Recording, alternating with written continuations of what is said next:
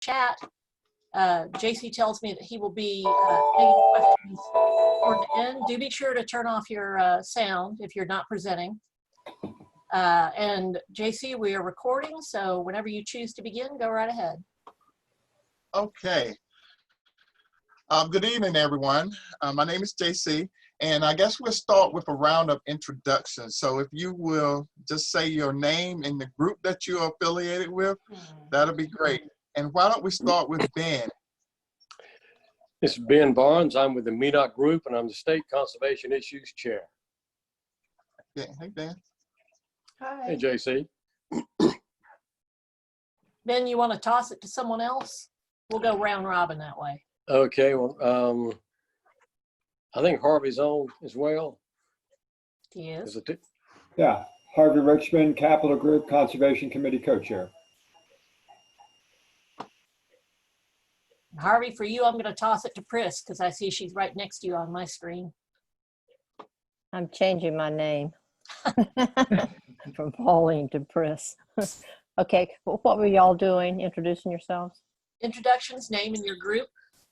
Okay, Cape Fear Group of the Sierra Club. I'm a volunteer. Special interest is wood pellets. Let's go to David. You're up top. I'm going to go top to bottom on my screen. You got to unmute though. I got two David. Sorry. I'm David Reed. Yeah, David Reed, chapter chair, also with the Western North Carolina group. I'll toss it to Ken and Judy. Okay. I'm Judy Maddox. I'm chair of our Western North Carolina group.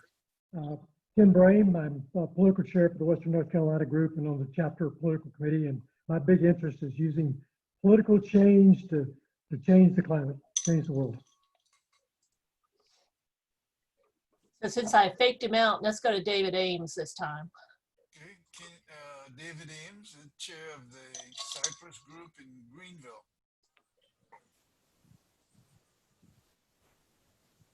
Right, let's go to Eleanor. Eleanor Lane, we've got. A little echo for you. No worries, Sorry about no worries.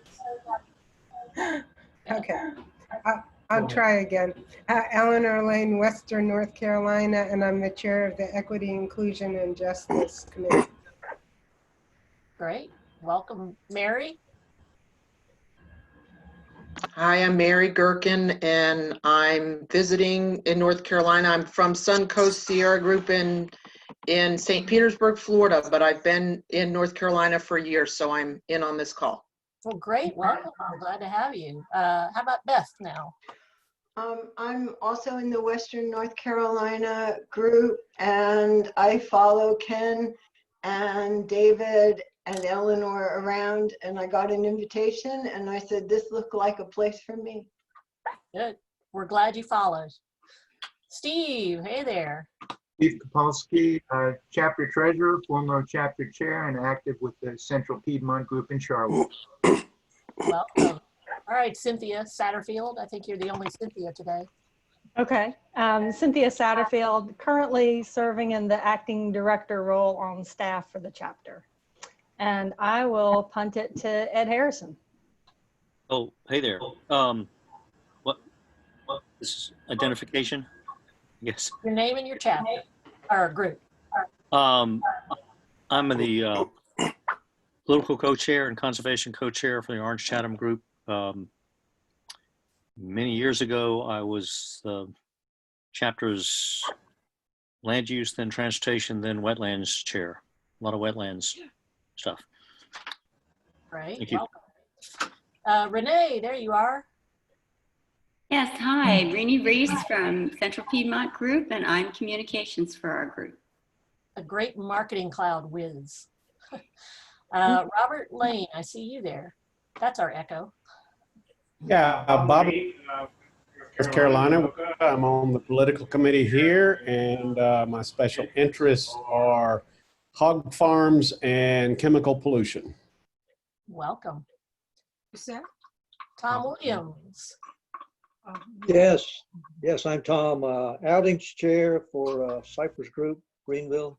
I've talked with them. And I was working with JC for a while on the Wetlands Committee. So. Right. I see Ann Perry. Hi, I'm Ann Perry. I'm on the XCOM in Winoka. Welcome. Hello, Hua. Say hello to us.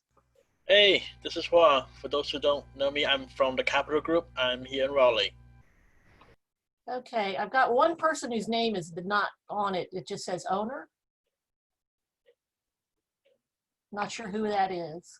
Hi, this is John Calhoun, Winston-Salem Foothills Group, Conservation Chair, member of Conservation Committee. Hello. Well, I've got another one. That's not both you, is it? Somebody else just named owner. If you have not introduced yourself yet, please unmute, and I'll make sure that nobody gets run over. The owner is Marvin Winstead. My computer was just worked on, and the guy took my name off and put owner in the place. My camera's not on. And we know what your main interest is. Congratulations on the ACP getting finished. Thank you. Did you see the news today that the Mountain Valley Pipeline did not get its water permit from the state? Yes, another battle won. Hooray. Has anyone else not introduced themselves yet? Okay, if you have introduced yourselves, please mute yourselves. JC, I'm going to hand it over to you to introduce Chad. Or Chad, why don't you introduce yourself? Sure. I'm Chad Hanson. I'm a forest and fire ecologist in Southern California in the Big Bear City area. I have a PhD in ecology. I do a lot of work on the role of protecting forests and mitigating climate change. I'm also on the National Board of Directors of the Sierra Club, and I've been a Sierra Club activist since 1990. Terrific, and welcome to North Carolina, at least virtually. Thank you. Okay. Great to talk to you all tonight. Great. JC, if you guys want to take it away, I will mute myself. And again, if you have questions, feel free to put them in the chat at any time, but we're going to come to them at the end.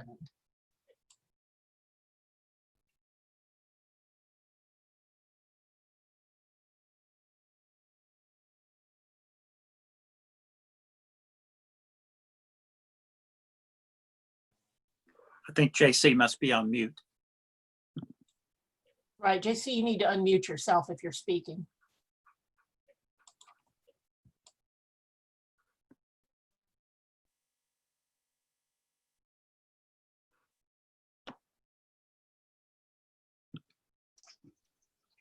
Can you hear me now? Yep. Yes, we can. can. Great. Now I'm going to go back to the script. Great. Well, good evening, everyone. And my name is JC Woodley, and I know most of you. I think most of you know me, but I am with the Cypress Group. And tonight, Dr. Chad Hanson and I, we're going to talk to you about the recently adopted climate policy, which is called climate resilience, carbon dioxide removal, and geoengineering policy. And before I go on, I just want to say a little bit more about Chad. Chad also worked on the task force, both task force, the one that did the assessment, which ended up being a document called Tackling Climate Change, as well as he provided key input on the development of this policy document. Okay.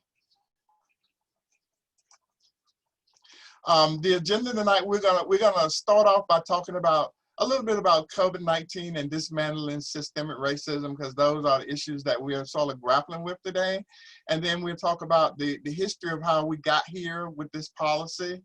We're moving to resilience. The policy itself is divided into 3 sections: resilience, carbon dioxide drawdown, and geoengineering. And so we're going to cover those areas, as well as provide you with some resources in order for your climate team or address any of the climate plans that you may be working on. And now I'm going to pass it to Chad. Thanks, JC. Well, again, it's just great to be able to talk to you all tonight about these important issues. I'm going to start off briefly just by talking about the pandemic crisis in which we find ourselves, as well as the crisis of systemic racism in this country, in efforts to dismantle those impacts. We're seeing that obviously, and have been for many decades in law enforcement, in education, in housing policies, and others. And we see it in environmental policies as well. This is well known to a lot of people, and that these impacts are disproportionate. We're seeing that in terms of the location of toxic waste incinerators. We're seeing it in terms of pollution. Many different impacts disproportionately impact lower income communities and communities of color. And we're seeing that also with regard to COVID-19, where we are seeing much higher impacts in terms of communities of color. African American communities are seeing 2.5 times the impact that white communities are in this country.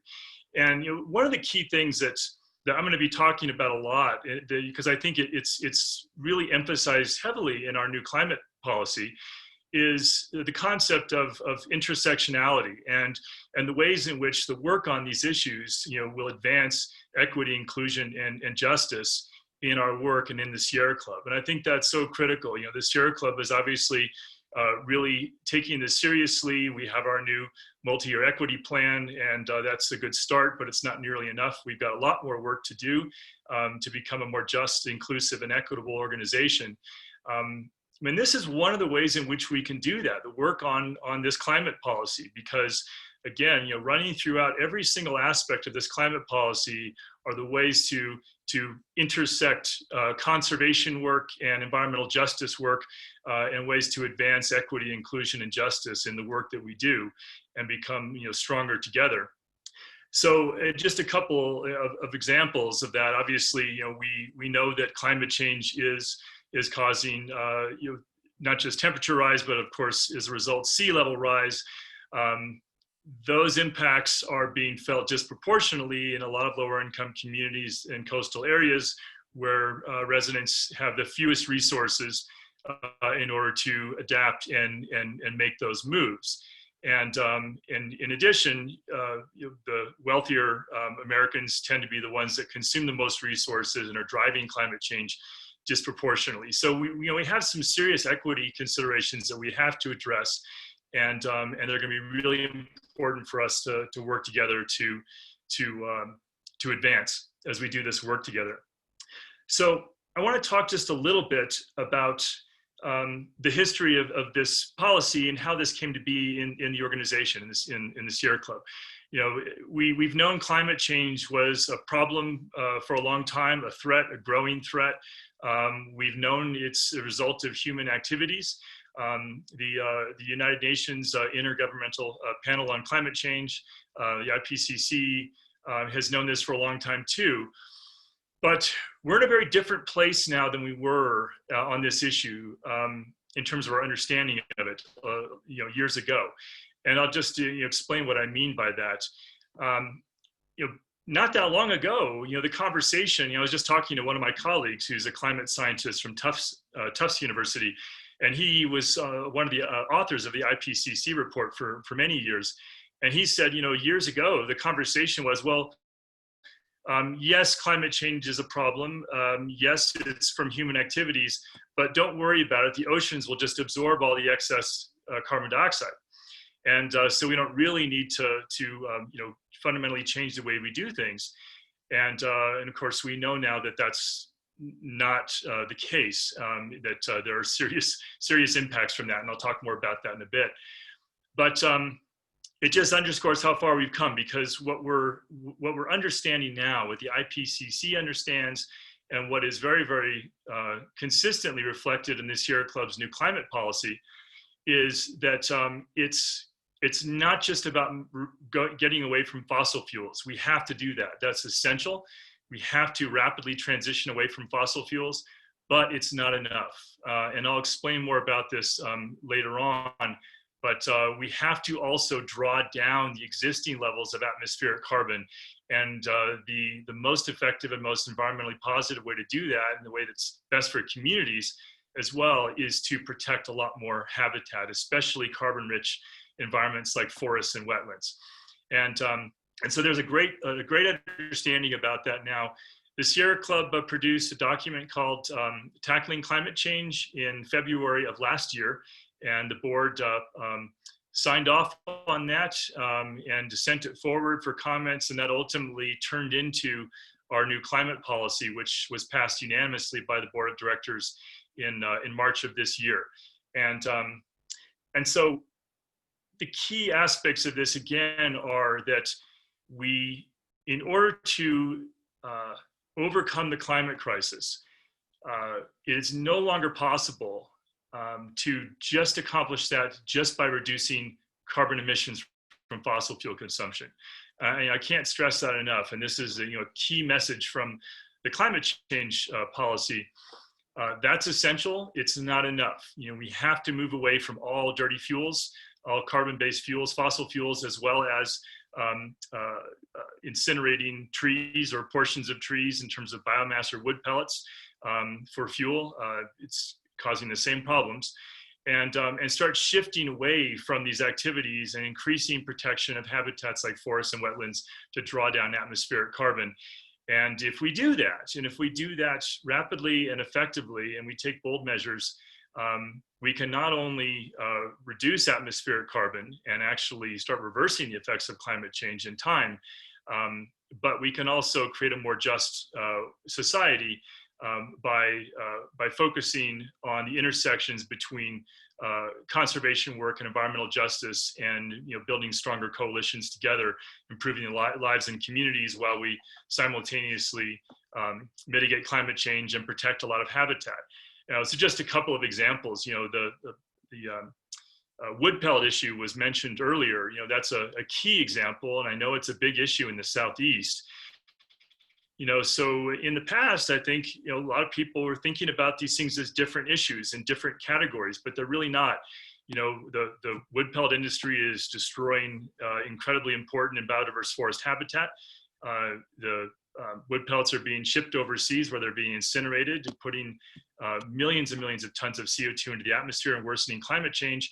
And we're seeing serious impacts to communities and human health in lower income communities and communities of color in particular as a result of this industry and the biomass industry, from pollution, chronic pollution and particulates from the trucks and the constant traffic and the surface pollution on the roads, as well as increased flooding, just to name a few. So, those are the kinds of intersections that I think are going to be really important to lean into in terms of advancing this climate policy and the work that we'll be doing as we move forward.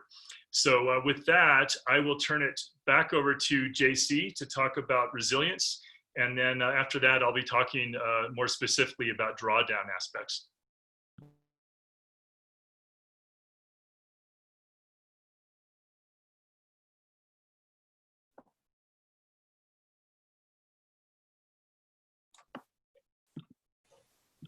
JC, are you on mute again? You need to unmute. Oh, sorry. No worries. Okay. This document again is divided into 3 sections, and resilience / adaptation is the section that sort of gives us the wherewithal to address the climate issues and sort of try to maintain a quality of life and try to keep our ecosystems healthy and functional, as well as maintain our economy and things of that nature. Before I dive into the resilience, I just want to say that this document itself is a reader-friendly document. It has a lot of background information, so we just didn't pull policies out associated with topics. We sort of gave you a rationale behind why those particular policies are things that we're putting forth. And in places where we couldn't give a policy, we gave some guidance and recommendations with pros and cons. So I would suggest if you haven't read it, that you do read it and perhaps put it in an archive place and lean on it when you need it. As you know, as all of us know, in North Carolina, the governor issued Executive Order 80, which called for his agencies to develop a climate adaptation plan. And that plan addresses some of the issues that we put forth in this particular piece, this particular document. The resilience section has an extreme weather section. And let me back up to say that we chose the topics that we wanted to highlight based on the regional issues that we're going through or the state issues. So we're picking things that would resonate with the North Carolina chapter. And so North Carolina, we're familiar with a lot of tornadoes, hurricanes, violent storms, and also drought. And associated with those violent storms are flooding, inland as well as coastal.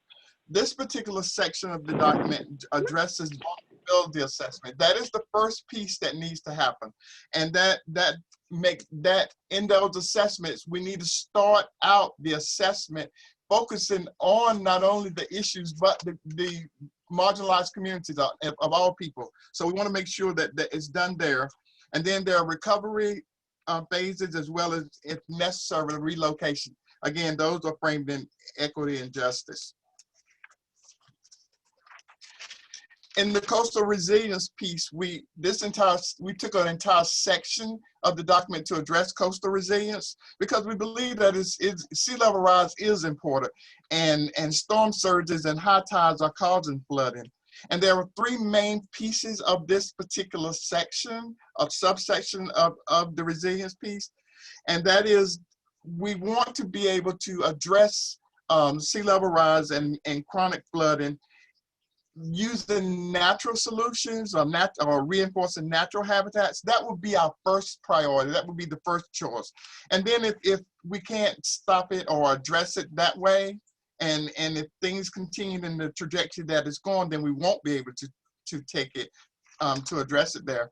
Then the next priority or the next probable step would be planned migration or planned relocation or managed retreat. Any of those phrases we work there.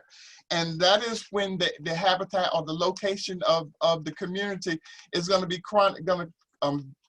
consist of chronic flooding, and there's no way to get around that, so people will have to leave. And we want to make sure that when people do relocate, that is an equitable and just way.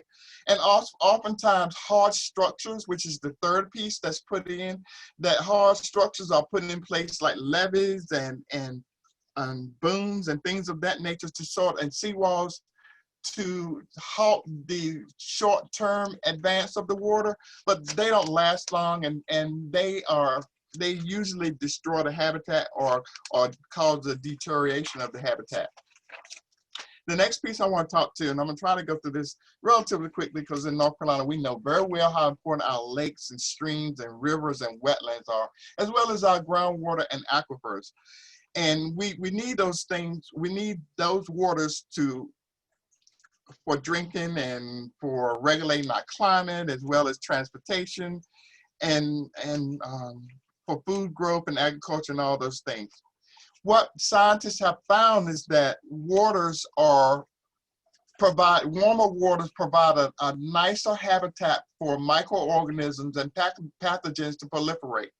So these waters, now we have to be more stringent with the point source discharges that we are allowing into those waters. So maybe we need to go back to those permits and put stronger requirements on them. Wastewater treatment should have stronger requirements on it. Sewage pre-treatment and treatment should have stronger requirements on it, because most of the time they work off of a dilution protocol, not necessarily that kills the organisms. And reclaimed waters, the use of reclaimed waters, that is waters that have been pre-treated and treated, and then they're used in manufacturing or not potable situations, but in agricultural situations. Those waters may not be fit to use, so we need to be careful of those. And then waters associated with shellfish habitats and swimming, we need to make sure that the point source discharges are more stringent, and that the permits allow for the inhabitants of those areas, or the recreational use is safe for people. And then non-point source pollution, contamination from CAFO's runoff. We need to make sure that again is addressed with more stringent controls. So there's a lot of things that we need to do to ensure that our fresh water is maintained. And then our aquifers in North Carolina, not only do we have flooding, but we have droughts, and we have periods in which the aquifers are not replenished in a way that would support regular use of waters, and people have to conserve their water, people have to ration their water. So we need to plan on how to do that. And then the last piece I want to mention here is that the natural lands is very important. Those lands are a way that we as humans connect to the life support systems of the natural environment. A healthy ecosystem, they provide clean water, clean air, medicines, relaxation, and a number of services. So we want to make sure that people connect to those, and that section is really full of narrative and policies that address those issues. And we want to also strengthen and protect all our natural ecosystems while advancing social equity. And last piece of this, we want to manage those natural lands wisely. And those natural lands, they include wildlands, they include wilderness areas, they include the oceans and the deserts, they include the drylands and the grasslands, and not for us so much, but for the northern part of the globe, the tundra and the taiga, as well as forests and shrublands. So this particular section of the policy, there is a lot more in it, but I try to pull things that were appropriate for this particular presentation. And I will pass it back to Chad now. All right, thank you, JC. I saw a question in the chat, and I don't know if that was the request for a link to the climate change policy, but I just included a website address that you can use to access that. But I believe JC also has it on the last slide as well. So everyone should be able to get that. And of course, you can always reach out to JC or me, and we'll make sure to get you, any of the documents we're referencing, and are happy to be a resource. All right, so yes, on from that great summary of resilience, and now to drawdown issues. So I'm going to start off with a question. Just curious if anyone has a thought on this. So we've been in a global pandemic for several months now, and there have been a number of reports, and I'm sure you've all seen them, about how we've seen globally, nationally and globally, a reduction in carbon emissions from human activities. Estimates vary, but it's a fairly significant reduction.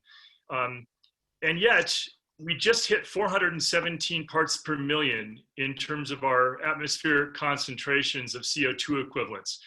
417 parts per million is the highest that's ever been recorded. It's higher.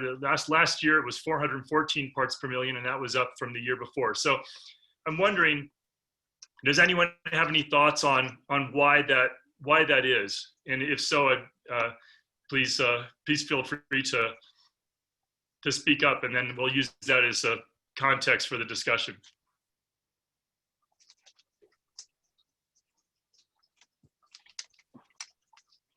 All right. Well, no takers. That's all right. It's not an easy question, and I don't think it's that well understood by a lot of folks. Even though emissions, have been down in recent months, we still are seeing atmospheric concentrations of CO2 going up.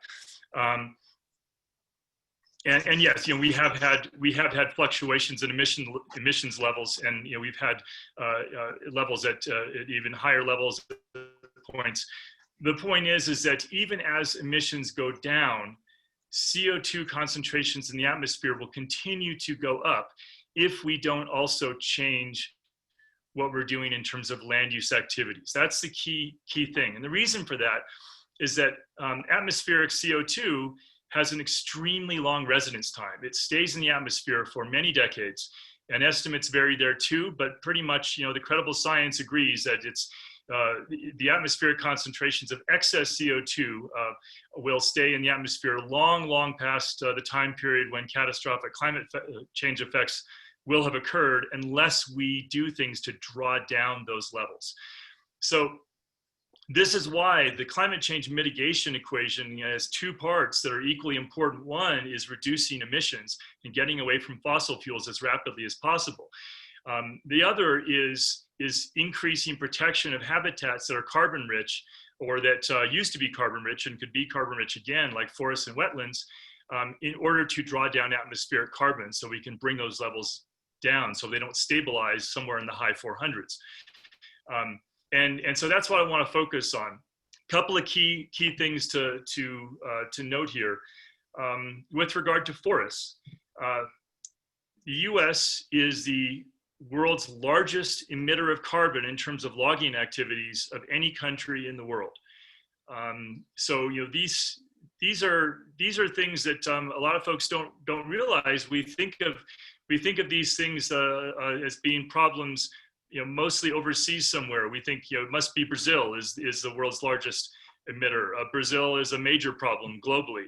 So is Russia, and so is Indonesia. But in point of fact, that there's no nation in the world that has higher logging levels and higher levels of carbon emissions from logging than the United States. And so we are the biggest culprit in the world, just as we're one of the biggest culprits in terms of fossil fuel emissions as well. And that means we have an outsized responsibility to change course and set a global example. And this is another place where there's a great intersection with equity and justice. So as we're talking about protecting more forests, one thing that comes up a lot is acquisition of private forest lands into protected public ownership. We can have conversations about locating those acquisitions and prioritizing those closer to communities to increase access to nature, which is a key priority. And will also provide a lot of jobs. So we've heard a lot about reforestation and afforestation. Reforestation being planting trees, and afforestation being basically recovering either passively or actively tree cover in places that maybe used to be forested but haven't been in a long time. And those can play a role in places, but the key thing is really pro-forestation. It's about protecting existing forests. That's your big bang for your buck in terms of climate change mitigation, because these are already forests that have a lot of carbon and have a lot of potential to pull CO2 out of the atmosphere very, very quickly, as opposed to small trees that will take decades to get to a certain size in most cases. So last point about logging, it causes, in the US, it causes 10 times more carbon emissions than wildland fires and insects, forest insects that cause tree mortality combined. So logging is a massive, massive impact compared to these. In fact, carbon emissions from logging exceed the residential and commercial sectors combined in this country. And in fact, when you include the entire climate change impact from logging, including its effect on reducing carbon sequestration capacity and drawdown capacity, it's equivalent to coal in this country in terms of its climate change impact. So it's a really big deal. In addition, you were talking about wetlands are a key factor here, wetlands including forest wetlands. We've lost most of the wetlands in this country, the majority, and the climate change policy calls for increasing wetlands by 75% by 2050, a key goal that would draw down a lot of atmospheric carbon and as well as protect a lot of habitat, increase biodiversity, and provide a lot of opportunities for communities as well in terms of fishing and recreation. And so that's a key priority. And of course, when wetlands are destroyed, when they are developed, the enormous amount of carbon is released into the atmosphere, and that takes us exactly in the wrong direction.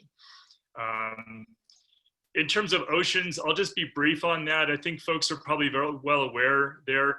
That's really not where we want to focus in terms of drawdown, because the oceans already are suffering from too much absorption of CO2 in the atmosphere. So we really want to focus on protecting terrestrial habitats because the oceans are already bearing too much of a burden of our excess CO2 emissions. And that's causing acidification of the oceans. It's also causing hypoxia, reduced oxygen, and that's having all kinds of ecological consequences in marine environments. So I'll leave it to there for the moment and turn it back to JC to talk about some of the issues and concerns that arise regarding geoengineering. Okay. All right. Well, geoengineering addresses a number of technologies that reduce global warming and does not directly reduce the greenhouse gas concentrations. And this particular policy separates those out.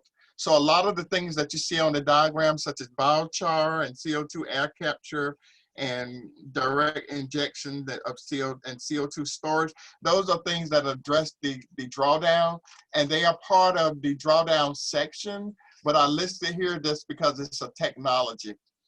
The technology, again, that we focused on in that particular section alone was those particular technologies that decrease the actual warming of the globe. So it reduces the heat. And what we found, and I'm not going to spend a lot of time on it, is that there were none of the technologies that we reviewed that we would support in deploying, because there were a lot of natural as well as human health risks associated with them. But we do support continual experimentation or research on those particular technologies. And the only technology that we do support is the small scale albedo, and that is the large scale albedo is painting deserts and forming these large clouds or particles that reflect the solar radiation back into the atmosphere.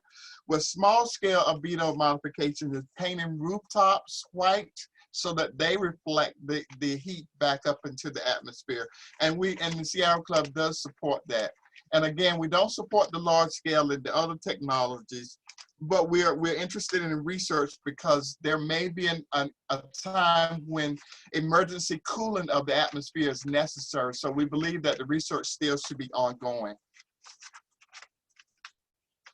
Okay. Now, I'm going to move to the climate-related resources.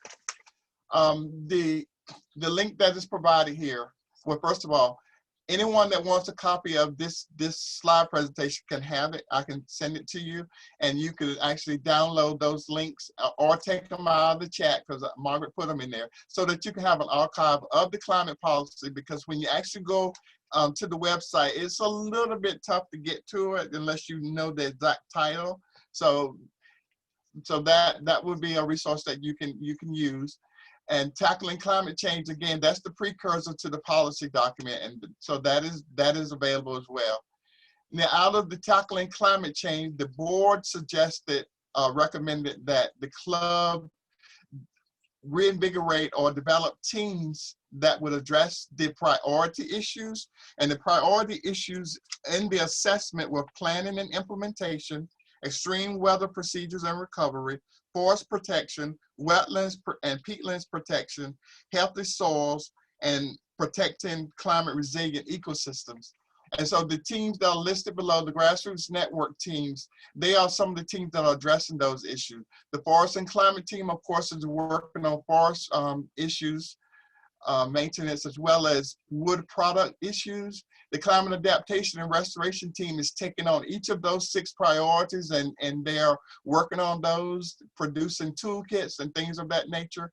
And the climate emergency and mobilization team is addressing local climate emergency support to local jurisdictions. So if anyone would like to join those teams, I would suggest that you just click on the link and contact the core team chair or anyone on the team, and they could sort of provide you with how you can join.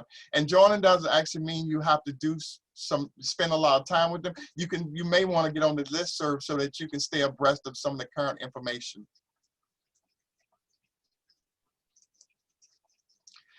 And at this time, we will take questions.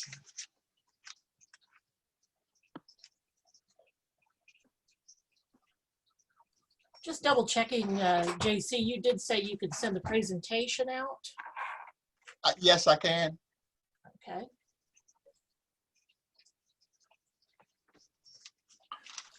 And by the way, when while folks are thinking of questions that they might have, I did get one question in the chat about just the definition of drawdown. So I'll just address that briefly, just in terms of defining terms. basically that just refers to reducing the atmospheric CO2 concentrations. Right now they're way too high at 417 parts per million in CO2 concentrations and rising. It's already causing serious climate impacts. It's going to go higher. We need to bring it down. And generally in the climate policy, we talk about trying to get it below 350 parts per million, and that's a really important goal to stabilize the climate and avoid a lot of the worst impacts. So, basically using protection of natural systems, forests, wetlands, grasslands, other habitats to bring down atmospheric CO2. That's called natural climate solutions, and that's all in the context of drawdown. Hey, Chad and JC, this is David Reed. First of all, great job, man. Congratulations also on your award. This is, I'm looking at the document as such a comprehensive thing, and a lot there to digest, of course.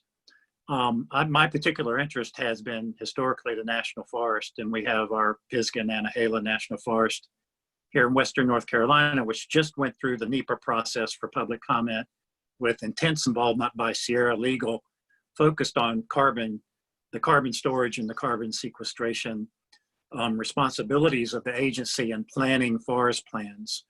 I know that across the country, there are Sierra activists, grassroots activists involved in various national forests. And I'm just wondering about the effort to coordinate this new focus on public forest land with existing activist work to make sure that we're talking to each other and that we've incorporated all these ideas. Yeah, thanks. So I can start off that, and JC, if he wants to add anything, can add. But I think that's a really important question. We do need that coordination.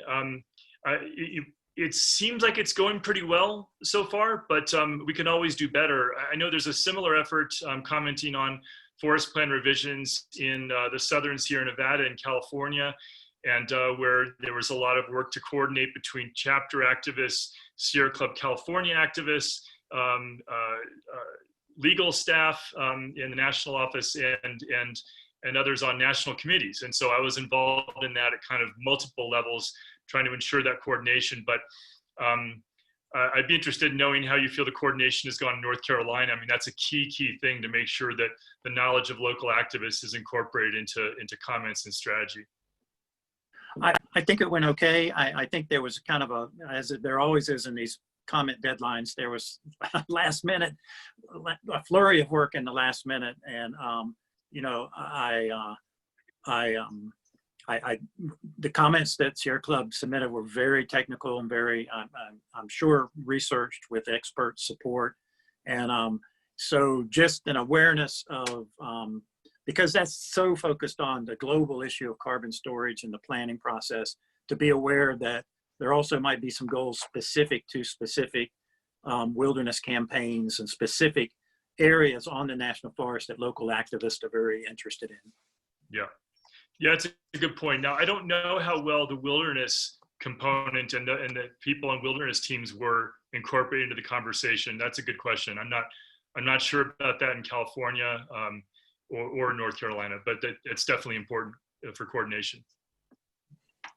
Thank you. Our Wild America campaign has a forest working group. They started right after tackling climate change, and they're new. So this would be a good place to plug in and see if we could build capacity there to address those issues, or at least build an archive. And same with the climate adaptation and restoration team. Again, it's fairly new, but we're trying to build capacity to address the local issues, build an archive, have conversations, have subcommittees working on particular things like commenting on national forest plans. So that would be a great start, and it'd be great if North Carolina could plug into either of those groups, the climate adaptation and restoration team. I was the North Carolina representative, but I was the Atlantic Coast representative, but I'm stretched a little bit now. So if others would like to join, it'd be great, because that's exactly what they want to do. Also, I see that there's a question in the chat about refrigerants and the climate change impact of that. That's a key aspect of things. we talk about these things in terms of CO2 equivalents, you know, how powerful different chemicals are in terms of their climate change impact. And some of these refrigerants are thousands of times more potent than CO2 in terms of their climate change impact. And so even though the amount that's being emitted is much, much, much smaller, the impact is very, very serious. Now, so this is a key part of the conversation. We're going to need to stop the use of those refrigerants or dramatically curb their use and go into alternatives. That's a key aspect of things. That alone won't do it either. We need to, but it's one of the key components. You know, and that is an aspect of not only emissions control. That's actually mostly on the emissions side. You know, we really have to reduce the impact of chemicals that have a disproportionately high impact on the climate, like refrigerants. But that's all in the context of also drawing down atmospheric carbon by protecting habitats and getting away from fossil fuels. It has to be all of the above. Well, this is Ben. I've had a question. I remember hearing a few months ago about there was supposedly a proposal to, like, I think a worldwide proposal to plant a trillion trees. And supposedly what they said this would, I think, would uptake perhaps half the carbon that had been emitted maybe the last 50 to 100 years, or maybe at least 50 years, and would delay a lot of the effects. And I think I had heard that maybe New Zealand had fulfilled their quota in terms of number of trees planted, but I've not heard anything else about this. Do y'all know anything about that? Yeah, I can talk a little bit about that. So here's how, in terms of the forest component of drawdown, here's how I would rank things. I would rank things, number one, pro-forestation, which is protecting existing forests. So not only we're protecting carbon-rich forests, but also forests that don't have much carbon in them because of decades of logging, but used to be carbon-rich. And therefore they have great potential to come up to their natural ecological potential and pull a lot of CO2 out of the atmosphere. So that's pro-forestation. That's protecting existing forests. That's where your biggest effect is. Then afforestation and reforestation, I would put lower. It's not that they won't have an effect, but it would be a delayed effect, and it wouldn't be nearly as big as pro-forestation. Couple of cautionary notes on that. So the one key thing is to make sure that native species of trees are planted and we're not converting natural habitats that are not forest naturally to forest just to draw down atmospheric carbon, because then we're going to create all kinds of additional ecological problems.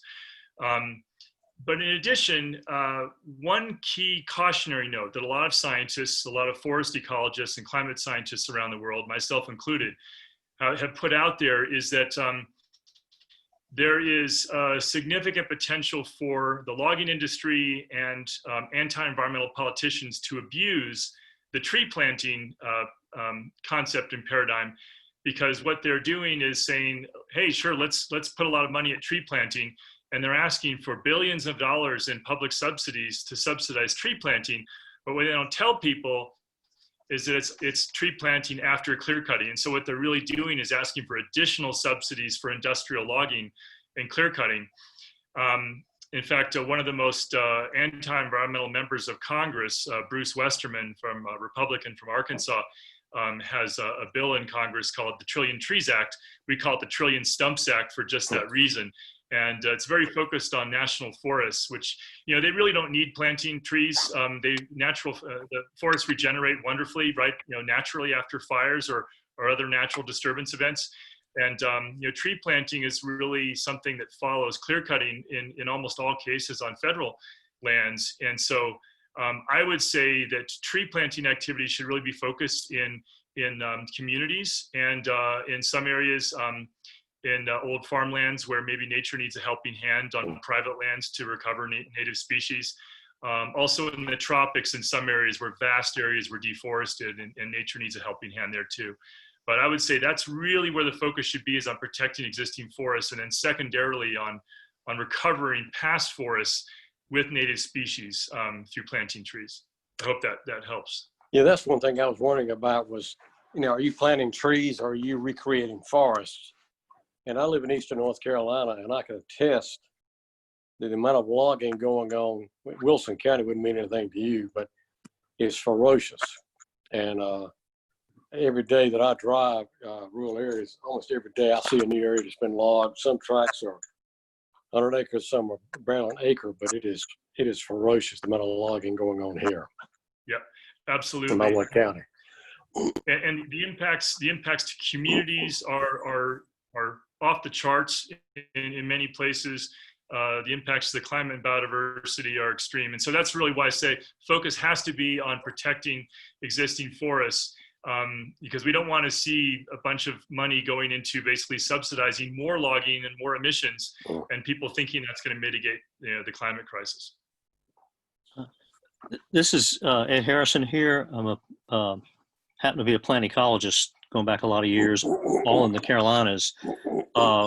There actually is, and Chad, you can reflect on this, there's actually a general metric on what age forest you need to really have significant effect in terms of sequestration. And I think it starts at 70 to 80 years, which means particularly in North Carolina, the Sierra Club's emphasis on old growth had that as a factor. And I'm pretty sure it was in the national comments. Can you address that?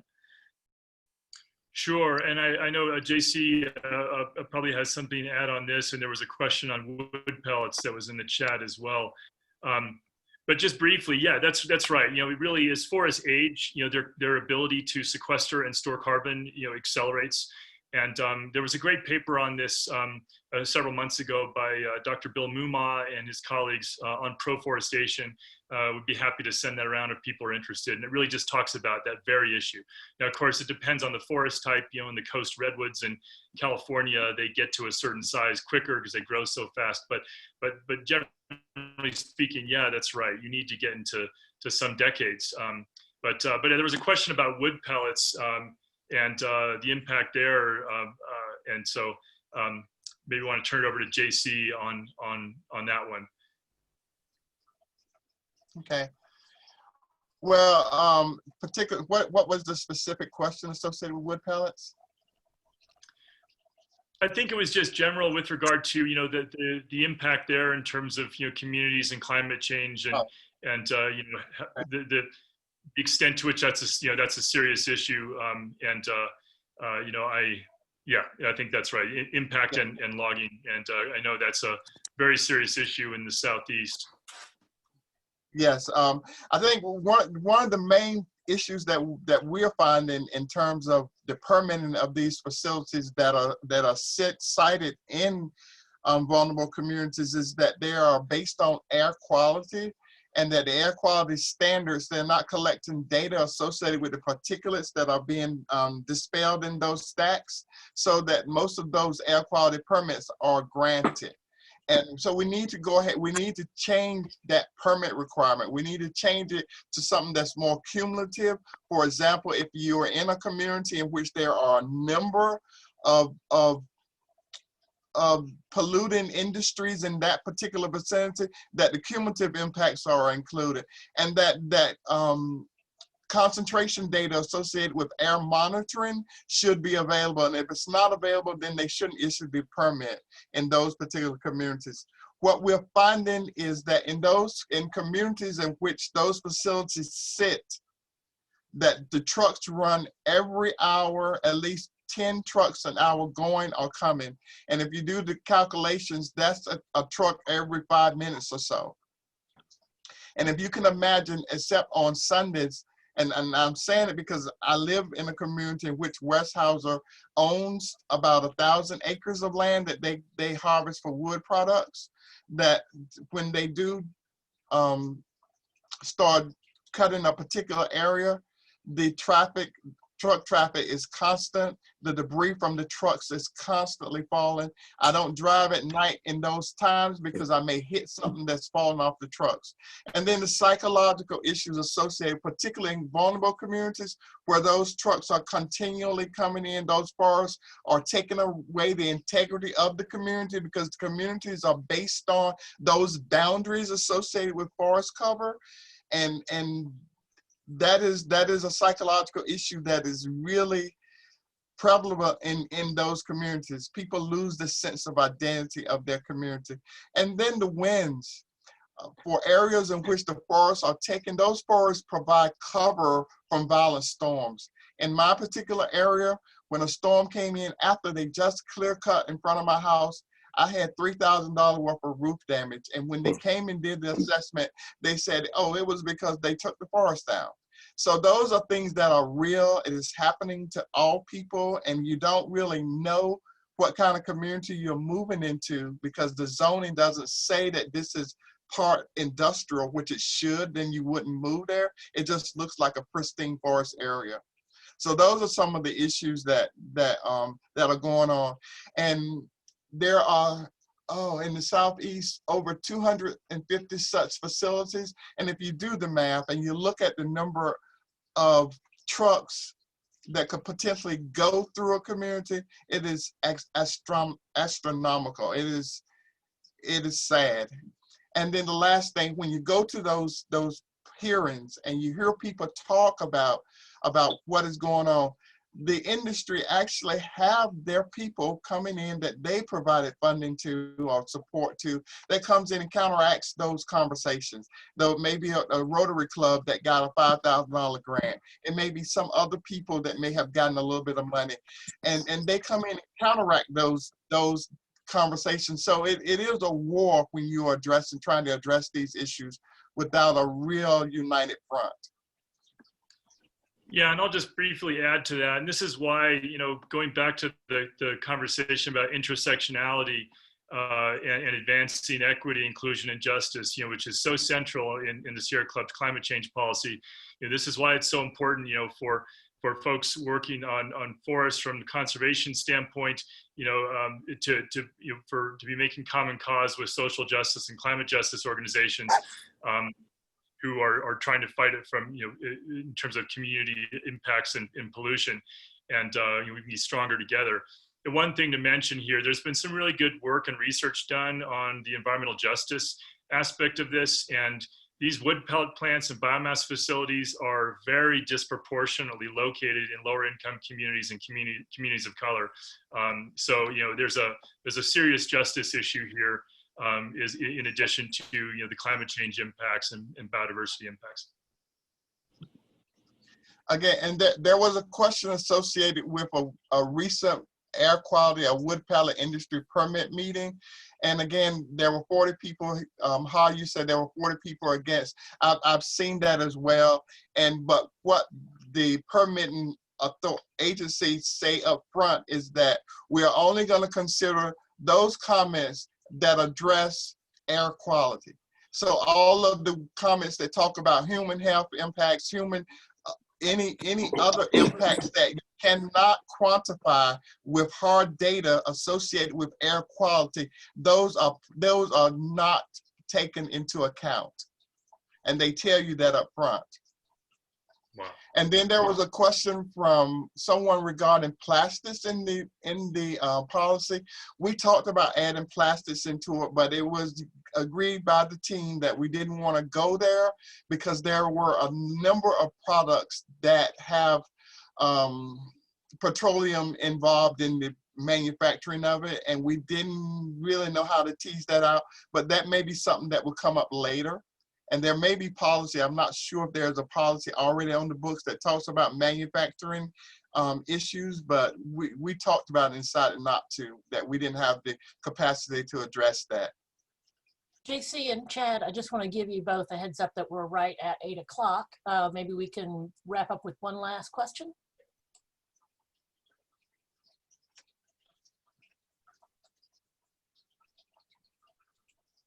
We do have one in the chat from Mary. She notes that since clear cutting is happening, in some cases to open land for ranching and cattle. Has a club taken a position on plant-based diets?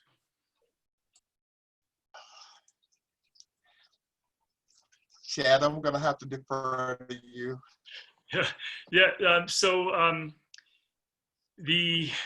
It's a great question. I'll have to look and see if that's in the existing climate change policy. If it's not, the only reason would be is because that conversation, those impacts and that effect of clearing forest to facilitate ranching and livestock production, that's happening obviously to a huge extent in Brazil and in certain other places around the world.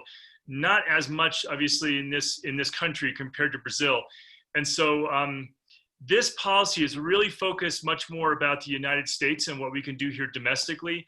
I will say this, the Sierra Club has been moving in that direction toward plant-based diets. Even at the board meetings, we have a lot of vegan and vegetarian options. There still is some meat, but not at all like it was in the late 1990s when I was on the board a long time ago, my first time. And so I think we're moving in that direction, and obviously, there's strong support for that. But I think that's back to the conversation about why it's so important for us to set a global example in terms of protecting habitats, so that we can actually have some global credibility to go to other nations around the world and incentivize or pressure as needed them to change their policies, including deforestation for livestock. It's a huge global problem. It's a major climate change concern. And so, yeah, I mean, I think to the greatest extent that people can go to a plant-based diet, that's always great. I've been moving in that direction myself. I haven't been able to do it 100%, but I'm working on it.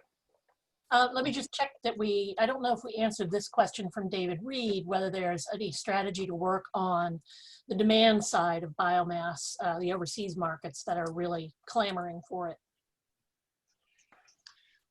Did we get to that one? Yeah, I would say same answer. I've raised this at the board level, and I'm going to keep raising it because I think it's a really important conversation with regard to the demand side in Western Europe, England in particular, in terms of the pellets coming from the Southeast, in terms of deforestation in Brazil and Indonesia for livestock, for palm oil. These are things that have to be addressed because they have global impacts. But the Sierra Club doesn't really have program activity and staffing and funding geared toward these activities and geared toward doing something about it. So to me, I think we need to address that. That doesn't necessarily mean we open up an office in Brazil, but I think there's a lot we could do in this country to influence what happens overseas. And I think we need to start doing that because this is a global issue and it needs to be addressed globally. Well, I would like to volunteer to move to the United Kingdom if you need someone over there to work on this for you. I'll volunteer for that. This has been it's a good question. I've got semi-question and comment, but are there any environmental organizations or NGOs in Europe that we could work with to try to end their use of the pellets and so forth, to get them away from using the pellets? I can, Dogwood Alliance has been really aggressive in addressing the international biomass thirst or the need for it or the subsidies associated with it, because that's what it boils down to, subsidies that are being granted to Drax and Viva and countries like that.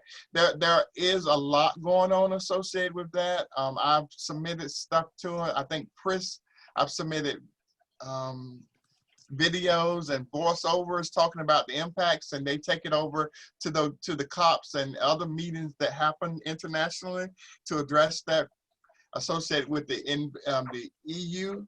And Chris has been involved in some of those conversations. We have a forest Circle, I believe, or I'm not sure what that forest group is in North Carolina, but we have people that actually go internationally from North Carolina that's associated with the Sierra Club, that's not affiliated with any real programs, but they actually go over with Dogwood Line and SCLC to try to protest and bring awareness to the issues that are going on in the southeastern part of the United States.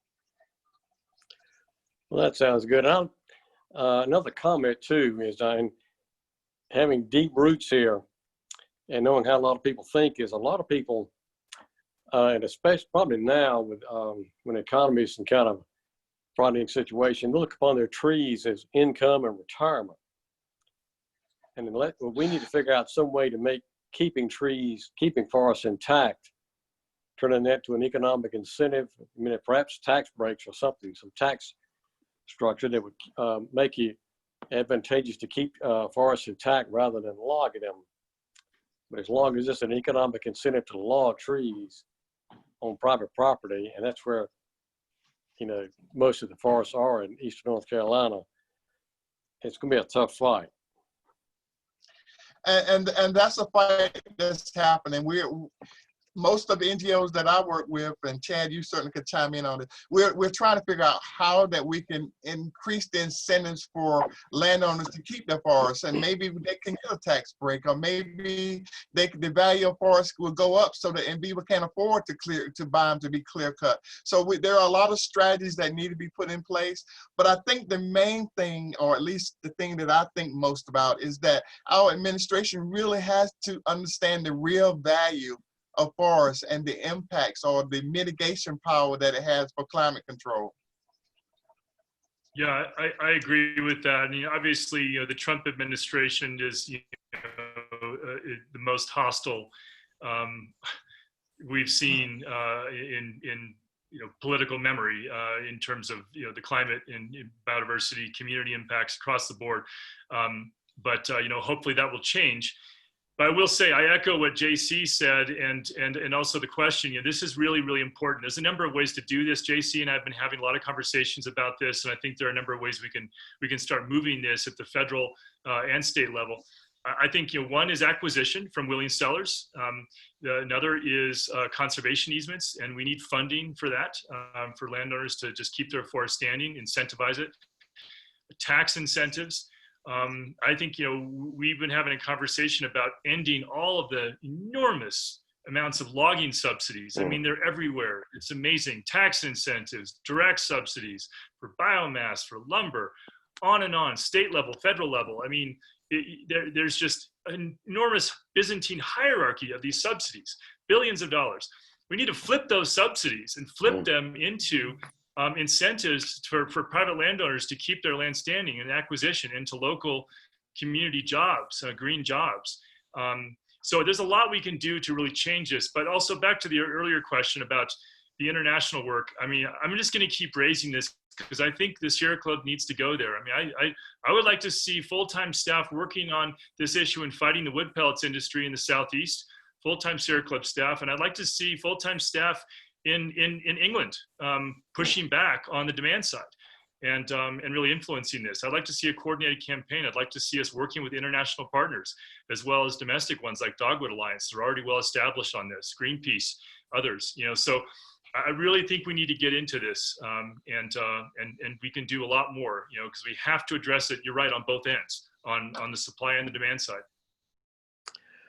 Well, something kind of well in line with what you're saying, though, but I've been doing some reading, and one good thing for us is apparently among young Republicans, even the older Republicans, are realizing that climate change is a losing, denying climate change is a losing position for them, because the younger Republicans believe it, and they realize now they're part of a shrinking minority.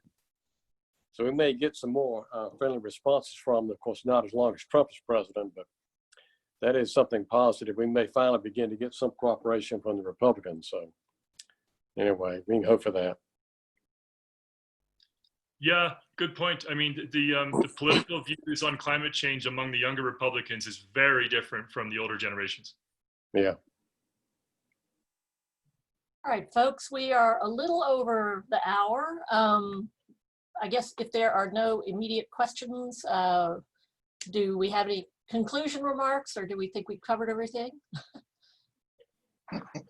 Well, I thank everybody for inviting us. This is Chad and I, in my first Canvas, presentation, and we plan to talk to as many chapters as we can over the next few years.